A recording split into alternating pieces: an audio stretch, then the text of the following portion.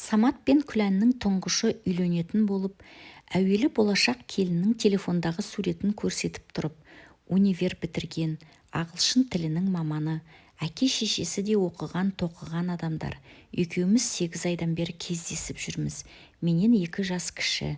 Қалада туылған, қалада тұрады, қазақша тәрбиеленген, маған күйеуге шығып ауылда тұруға қарсы емес. Менен кейін де үйленетін бала бар, солардың бірі үйленсе, біз бөлек шығып қалаға кетеміз ғой, деп 3-4 жылдық жоспарды бір ақтарып салды.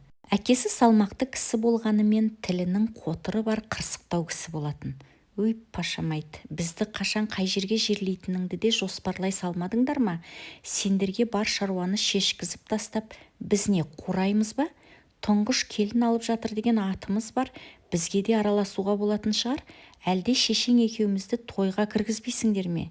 Деп бұрқ ете түсті. Ой, папай, сен де тек іліп аласың. Сіздерді биліктеріңізден айырып, келіндеріңіз келмей жатып билеп төстейік деп жатқан жоқпыз.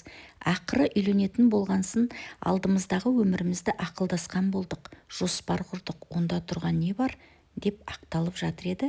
Бағанадан болашақ келіннің телефондағы суретіне қарап отырған анасы да қапталдан қосылды. Адамға тіке қарауы бір түрлі екен, тік бақайлау қыз сияқты.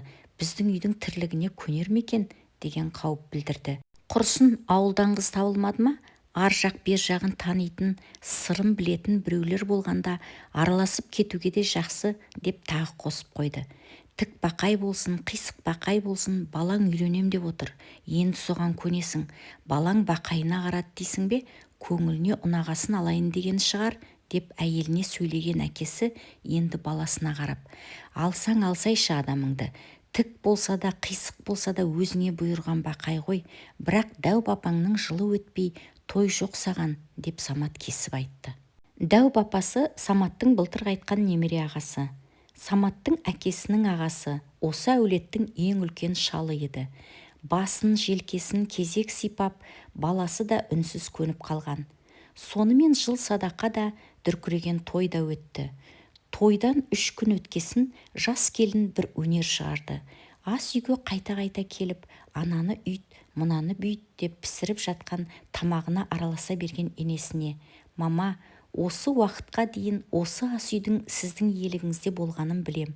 Енді мен бармын. Осы үйдің ыстығына күйем, суығына тоңам деп келдім ғой. Сондықтан маған рұқсат беріңіз ас үйге иелік етуге. Пісірген тамағым сізге немесе папаға ұнамай жатса айтарсыз», дегесін бұл амалсыз күйеуінің қасына барып теледидар көруге отырған. «Қуылып кеттің бе?» деп мырс етті Самат. «Келін алдың ба, енді отырсаңшы жөніңе. Әлде ас үйіңді қызғанып жүрсің бе? Бұрын осы қарғанып жатушең, мына ас үйден, мезгіл-мезгіл тамақ пісіруден, үздіксіз кір жуудан қашан құтылам деп жыларман болатын едің ғой. Құтылдың ғой, қуансаңшы енді», деп кеңкілдеп күлді. Күләннің ас үйді қызғанса қызғанатындайы бар.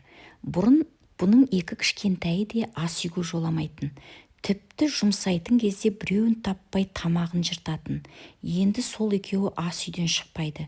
Жеңешелеп қасына үйіріле қалады. Тіпті баласы да жас келіншегінің қасынан бір қалғысы жоқ. Әйтеуір бәрі ас үйді жағалағыш болып алған.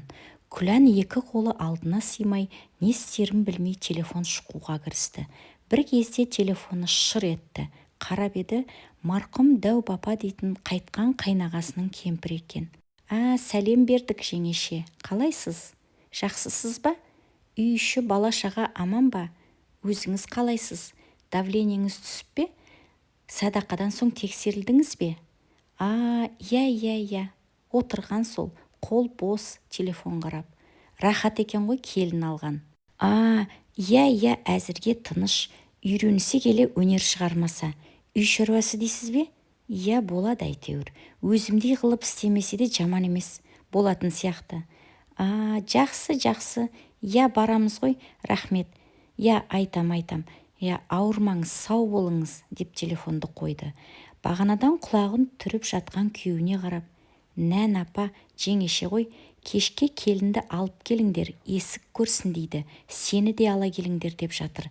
Бірдеңе берем деме, әйтеуір келсін деп жатыр», деді. Бала келініне кешке қонаққа барамыз деп ескертті. Кешке үлкен үйге келгенде жас келін әуелі шаңыраққа, соңынан үлкендерге сәлем етті. Нән апа аталатын кемпір келіннің кесесіне 2 шақпақ қант салып, өмірлерің шекердей тәтті болсын деп бетін сипап тілек айтты. Жаңа түскен жас келін дастархан басындағыларға шәй құйып отыр. Шәй үстінде Нән апа шалы екеуінің шифонерінен қара барқыт сықылды жылтырап тұратын әдемі келісті тігілген жадағай шапан мен қазақы тымақ шығарды. Саматқа қарап тұрып: «Міне, қайным, былтырдан бері ешкімге бермей, иіске де салмай, өзіңе арнап сақтап қойып ем. Енді сен де ата болдың. Ағамның көзі деп киіп жүр. Үстіңде тоссын әппақ қайным» деп Саматқа жапқалы тұр еді. Жас келін орнынан тұрып сәлем етті. Саматтың жаңа үйленген баласы күліп жіберіп: «Жадағайдан қорқып кеттің бе? Киімге сәлем еткенді сенен көрдік» деп күлкіге көміліп жатыр. Күләнда: «Мынаның қай сасқаны киімге сәлем етіп? Қап, жас келінге атақ жабысқыш еді, енді қайтер екен» деп қысылыңқырап қалған еді. Жас келін сабырлы түрін жоғалтпастан бәріне естірте, барынша жұмсақ ибалы дауыспен: «Киімге емес, үлкен атамның рухына сәлем еттім. Ата-баба әруағына сәлем ету сөкет емес қой» дегенде Нән апаның көзіне ыршып жас келді. «Өркенің өссін айналайын, жарығым сол, бақытты бол, 5-5-тен ұл тап, 5-5-тен қыз да тап» деп емірене келіп келіннің маңдайынан сүйіп тұрып: «Я келін шырағым, шаңыраққа, өлі әруаққа, үлкен аталардың зиратына сәлем ету, олардан медет күтіп тілек тілеудің еш сөкеттігі жоқ. Желеп-жебеп жүргенге жақсы.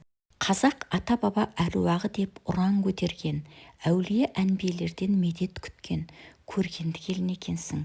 Тіл көзден аман жүрші» деп шын ықыласпен батасын берді.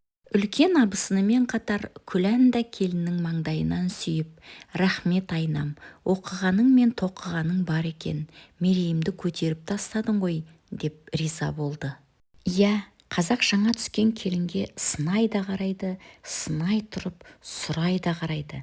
Тіл көзден сақтау үшін ырым-тыйымдарды да айтып үйретеді.